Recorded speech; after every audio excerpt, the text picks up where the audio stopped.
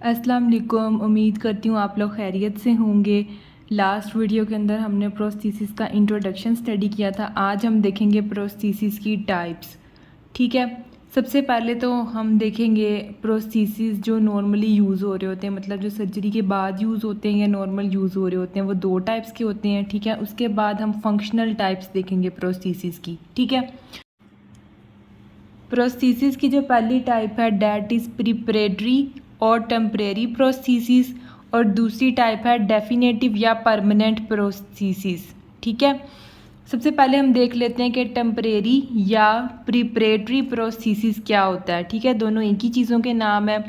अच्छा, प्रिपरेटरी से आपको पता चल रहा होगा कि मतलब प्रिपरेशन के लिए यूज़ होता है। ठीक है, टेम्परेरी मतलब टेम्परेरीली यूज़ होता है। ठीक है, अब ये वाला जो प्रोस्थेसिस है टेम्परेरी या प्रिपरेटरी प्रोस्थेसिस, ये हम सर्जरी के फ़ौरन बाद पेशेंट को यूज़ कराते हैं। ठीक है, जैसे ही पेशेंट की सर्जरी होती है, उसका लिम्ब एम्पुटेट होता है, उसके बाद उसे टेम्परेरी वाला प्रोस्थेसिस यूज़ कराया जाता है। ठीक है, इसको यूज़ कराने के काफ़ी बेनिफिट्स हैं, वो मैं आपसे अभी डिस्कस करती हूँ। ठीक है, सबसे पहले टेम्परेरी प्रोस्थेसिस उसे पहनाया जाता है सर्जरी होने के बाद कुछ मंथ्स तक।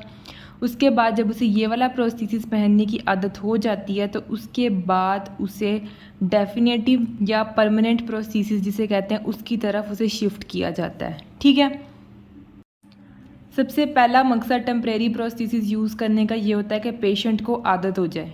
हर चीज़ की इंसान को आदत हो जाए तो फिर उसे मसला नहीं होता। ठीक है, अब एक बंदा उसका नया नया लिम्ब कट हुआ है, ज़ाहिर सी बात है जब भी एक आर्टिफिशियल लिम्ब लगेगा तो उसे ऑकवर्ड लगेगा। ठीक है, उसके साथ चलना फिरना बैठना काम करना, तो इसीलिए हम परमानेंट प्रोस्थेसिस लगाने से पहले एक टेम्परेरी प्रोस्थेसिस लगाते हैं ताकि पेशेंट को प्रोस्थेसिस पहनने की आदत हो जाए। ठीक है, और साइकोलॉजिकली भी वो इस बात को एक्सेप्ट कर ले कि हाँ अब मैंने इस प्रोस्थेसिस के साथ लाइफ गुजारनी है। ठीक है, तो फिज़िकली और साइकोलॉजिकली अडेप्टेशन के लिए हम सबसे पहले टेम्परेरी प्रोस्थेसिस यूज़ कराते हैं। ठीक है, दूसरा इस टेम्परेरी प्रोस्थेसिस का मकसद ये होता है कि इसने शेप करना होता है।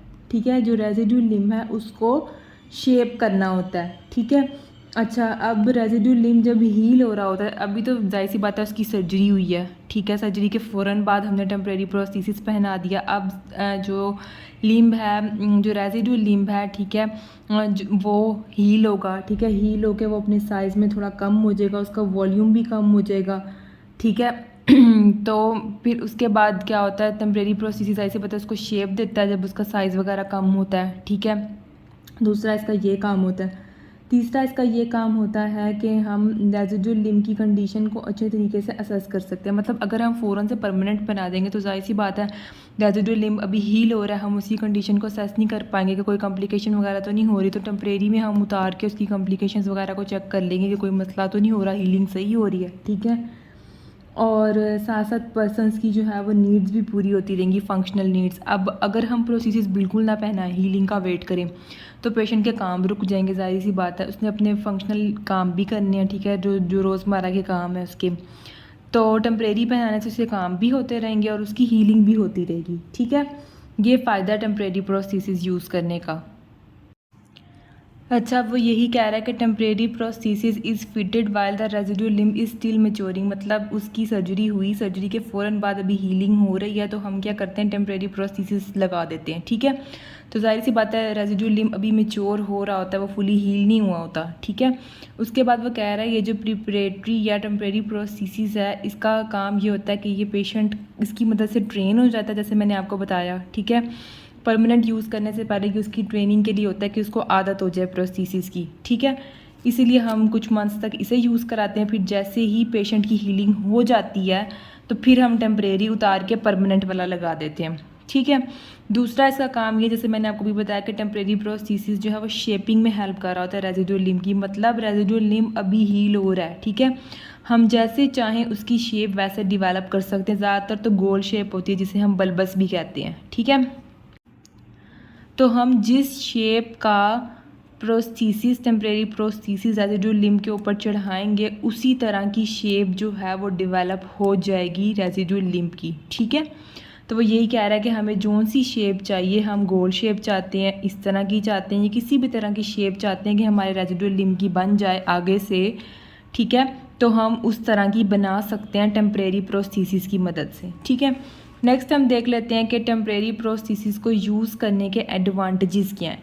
सबसे पहले ये क्या करता है, रेजिडुअल लिम्ब को श्रिंक कर देता है। ठीक है, मतलब जैसे मैंने आपको भी बताया कि जब वो हील होता है तो जब ऊपर टेम्परेरी प्रोस्थीसिस चढ़ा होता है तो वो उसका साइज़ भी कम हो जाता है। ठीक है, वॉल्यूम भी, लेंथ भी, सब कुछ कम हो जाता है, वो अपने साइज़ में श्रिंक हो जाता है। ठीक है, it allows only bipedal ambulation.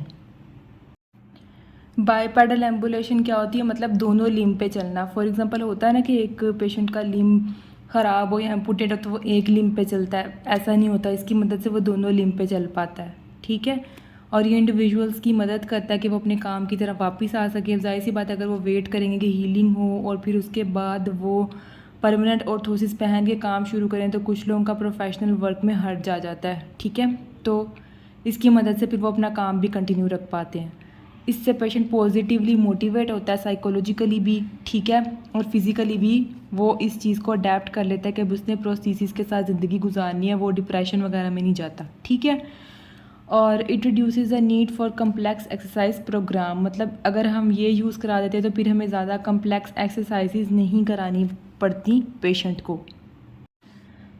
Next जो हमारे पास प्रोस्थीसिस आ जाता है, डैट इज़ डेफिनेटिव और परमानेंट प्रोस्थीसिस। ठीक है, ये हम कब यूज़ करते हैं, जैसे ही पेशेंट का रेजिडुअल लिम्ब हील कर जाता है। ठीक है, जाहिर सी बात है सर्जरी के बाद हीलिंग होनी है, जैसे ही वो हील कर जाता है तो उसके बाद फिर हम डेफिनेटिव या परमानेंट प्रोस्थीसिस यूज़ कर लेते हैं। ठीक है, नेक्स्ट हम बात कर लेते हैं फंक्शनल प्रोस्थीसिस। फंक्शनल प्रोस्थीसिस की मेन 2 कैटेगरीज हैं। ठीक है, पहला होता है बॉडी पावर्ड प्रोस्थीसिस और दूसरा होता है एक्सटर्नली पावर्ड प्रोस्थीसिस। ठीक है, तीसरा भी देखने को हमें मिल जाता है, डैट इज़ हाइब्रिड प्रोस्थीसिस। ये टाइप भी देखने को हमें मिल जाती है, लेकिन मेनली 2 ही कैटेगरीज हैं। ठीक है, एक बॉडी पावर्ड प्रोस्थीसिस जिसे केबल कंट्रोल्ड भी कहते हैं। ठीक है, और एक्सटर्नली पावर्ड प्रोस्थीसिस जिसे इलेक्ट्रिकली पावर्ड कहते हैं। बॉडी पावर्ड प्रोस्थीसिस जैसे नाम से पता चल रहा है, इसमें पेशेंट अपनी बॉडी को यूज़ करता है। ठीक है, अपनी बॉडी मूवमेंट्स को यूज़ करता है प्रोस्थीसिस को कंट्रोल करने के लिए। ठीक है, जबकि एक्सटर्नली पावर्ड प्रोस्थीसिस के अंदर इलेक्ट्रिकल पावर सोर्सेज को यूज़ किया जाता है, जिसके अंदर बैटरीज वगैरह आ जाती हैं। ठीक है, बॉडी पावर्ड प्रोस्थीसिस के अंदर बॉडी मूवमेंट्स को यूज़ किया जाता है प्रोस्थीसिस को कंट्रोल करने के लिए। ठीक है, इसके अंदर केबल्स वगैरह लगी होती है जिसकी मदद से जो है वो प्रोस्थीसिस की मूवमेंट को कंट्रोल किया जाता है। ठीक है, जबकि एक्सटर्नली पावर्ड प्रोस्थीसिस के अंदर बैटरीज वगैरह यूज़ की जाती हैं प्रोस्थीसिस की मूवमेंट को कंट्रोल करने के लिए। ठीक है, अच्छा, अब इसके अंदर जो है इलेक्ट्रोड्स और सेंसर्स वगैरह भी लगे होते हैं। वो इसलिए लगे होते हैं कि एक्सटर्नली पावर्ड प्रोस्थीसिस के अंदर इलेक्ट्रिकल सिग्नल्स यूज़ होते हैं प्रोस्थीसिस की मूवमेंट के अंदर। ठीक है, यूज़र का जो मसल है वो इलेक्ट्रिकल सिग्नल्स प्रोड्यूस करता है जिसे इलेक्ट्रोड्स और सेंसर्स डिटेक्ट करते हैं। ठीक है, ठीक है, ये था दोनों का बेसिक डिफरेंस। ठीक है, अच्छा, एक्सटर्नली पावर्ड प्रोस्थीसिस के बारे में थोड़ा सा मैं आपको ये भी बता दूं कि जो सिग्नल है ना वो रेजिड्यूल लिम्ब के ऊपर जो स्किन है वो प्रोड्यूस करती है।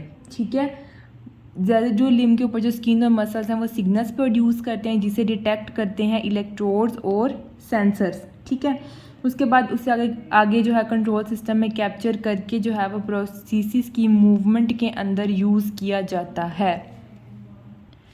उसके बाद आ जाता है हाइब्रिड प्रोस्थीसिस। हाइब्रिड प्रोस्थीसिस जैसे नाम से पता चल रहा है कि इसके अंदर जो 50% फंक्शंस हैं वो बॉडी पावर्ड प्रोस्थीसिस के थ्रू कंट्रोल किए जाते हैं और 50% फंक्शंस जो हैं वो एक्सटर्नली पावर्ड प्रोस्थीसिस के थ्रू कंट्रोल किए जाते हैं। मतलब कि 50% प्रोस्थीसिस जो है वो बॉडी की मूवमेंट से वर्क करता है और 50% जो है वो बैटरीज वगैरह की मदद से जो है वो मूव करता है या वर्क करता है। ठीक है, बैटरीज वगैरह की मदद से कैसे करता है मैंने आपको बता दिया। इलेक्ट्रोड्स और सेंसर्स लगे होते हैं जो रेजिडुअल लिम्ब की स्किन से डिटेक्ट करते हैं सिग्नल वगैरह। ठीक है, जो कि आगे हेल्पफुल होते हैं प्रोस्थीसिस की वर्किंग के अंदर।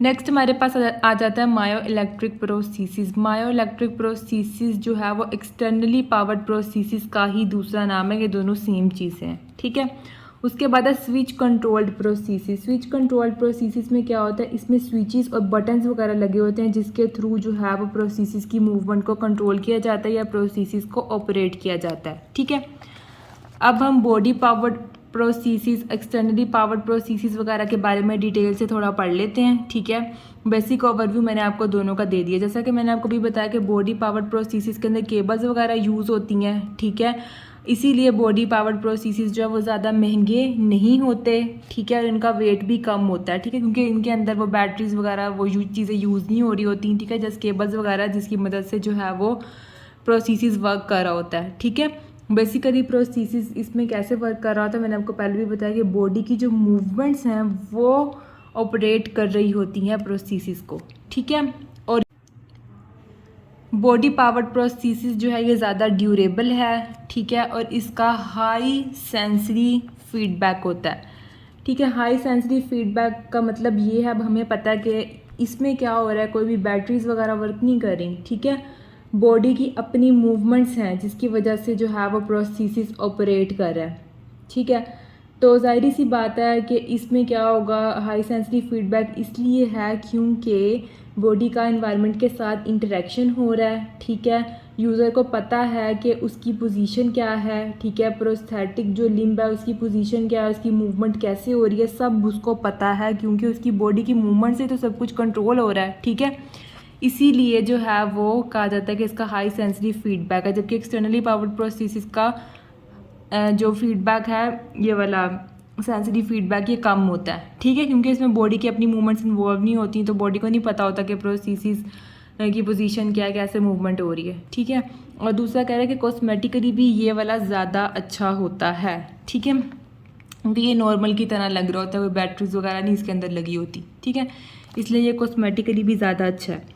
नेक्स्ट हम बात कर लेते हैं एक्सटर्नली पावर्ड प्रोसेसेस की। जैसे मैंने आपको पहले बताया कि इसके अंदर इलेक्ट्रिक मोटर्स लगी होती हैं। ठीक है, इलेक्ट्रोड सेंसर्स वगैरह लगे होते हैं जो कि प्रोसेसेस के फंक्शन को कंट्रोल कर रहे होते हैं। ठीक है, और ज़्यादा अच्छी जो है वो ग्रिप स्ट्रेंथ प्रोवाइड करते हैं, मतलब जो रेजिडुअल लिम्ब है वो ज़्यादा अच्छे तरीके से अटैच होता है प्रोसेसेस के साथ। ठीक है, अच्छा, इसके अंदर क्या होता है, कॉस्मेटिक्स भी ज़्यादा अच्छी होती है as compare to body powered processes, लेकिन इनका एडवांटेज ये है कि ये हैवी होते हैं क्योंकि इनके अंदर इलेक्ट्रिक मोटर्स, इलेक्ट्रोड्स और सेंसर्स वगैरह लगे होते हैं, इसलिए ये हैवी होते हैं और एक्सपेंसिव भी होते हैं।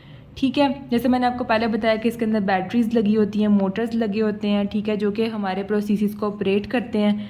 इसका सेंसरी फीडबैक कम होता है। क्यों कम होता है मैंने भी एक्सप्लेन कर दिया आपको। ठीक है, क्योंकि बॉडी को नहीं पता कि उसकी जो है वो प्रोसेसेस की पोजीशन क्या है, उसकी मूवमेंट क्या है, क्योंकि बॉडी तो कंट्रोल ही नहीं कर रही उसे, इसमें बैटरीज और मोटर्स वगैरह कंट्रोल कर रहे हैं। ठीक है, और इसको ज़्यादा मेंटेनेंस की ज़रूरत होती है as compare to body powered processes, क्योंकि इसके अंदर मोटर्स वगैरह लगी हैं वो ख़राब हो सकती हैं, इलेक्ट्रोड सेंसर्स ख़राब हो सकते हैं, इसलिए इसको ज़्यादा मेंटेनेंस की ज़रूरत होती है। ठीक है, externally powered processes required a control system. अब वो कह रहे हैं एक्सटर्नली पावर्ड प्रोसेस के अंदर कंट्रोल सिस्टम की ज़रूरत होती है।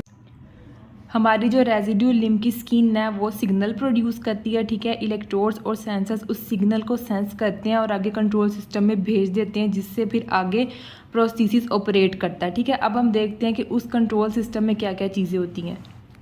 इसे हम इलेक्ट्रिक कंट्रोल सिस्टम भी बोलते हैं। ठीक है, अब वो कह रहा है कि इलेक्ट्रिक कंट्रोल सिस्टम हमें पता है बैटरी पे चलता है, मोटर वगैरह पे चलता है। ठीक है, तो ये 3 कंट्रोल सिस्टम इसके अंदर हो सकते हैं, मतलब इन तीनों में से किसी एक कंट्रोल सिस्टम के ऊपर ये वर्क कर रहा होता है कि इन तीनों में से एक कंट्रोल सिस्टम जो है वो लगा हुआ होता है एक्सटर्नली पावर्ड प्रोसेसेस के अंदर। ठीक है, पहला है मायो इलेक्ट्रिक कंट्रोल।